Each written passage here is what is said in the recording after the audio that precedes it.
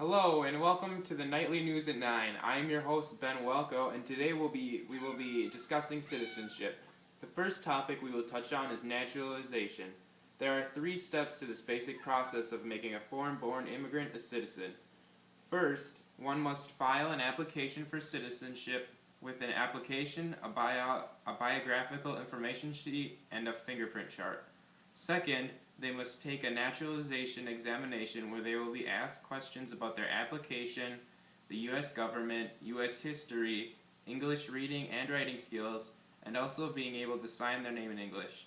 They will be exempt from the English test if they are physically unable to read and write, or 50 years old or more, and have lived legally in the United States for 20 years or more. The final step one must go through is the court hearing, where a judge will decide if they are ready to become a citizen. After the judge decides the applicant is ready to become a citizen, the applicant must take an oath of allegiance to the United States, pledging their loyalty, that they will fight for and protect the United States.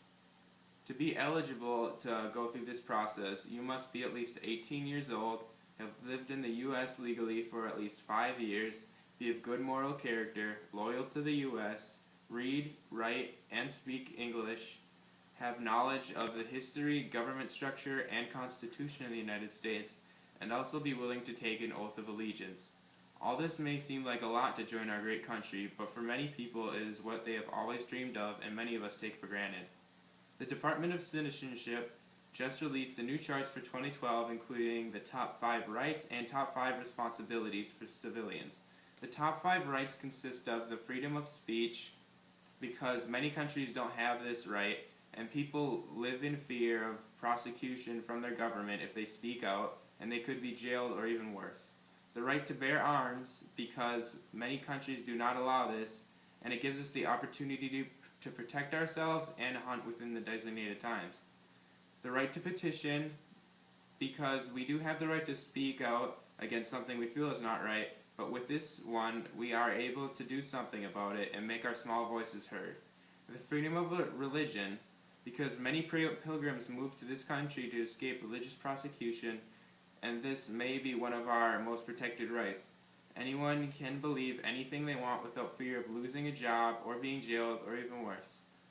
The right to vote privately, because in many countries people don't turn up to vote because there is a fear of prosecution if one votes in the favor of another.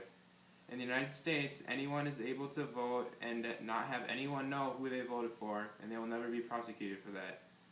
The 5 most important responsibilities include casting a vote, because it shows our government who we want as our president or other government branch, and makes sure everyone's opinion is heard.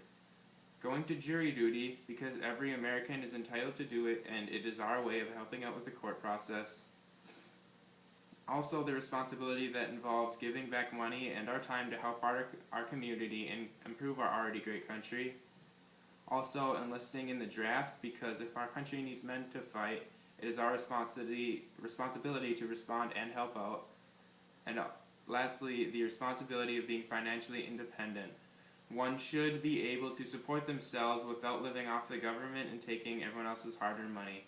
Well, thanks for tuning in tonight. I will ask you to join us tomorrow when we cover the topic of voting.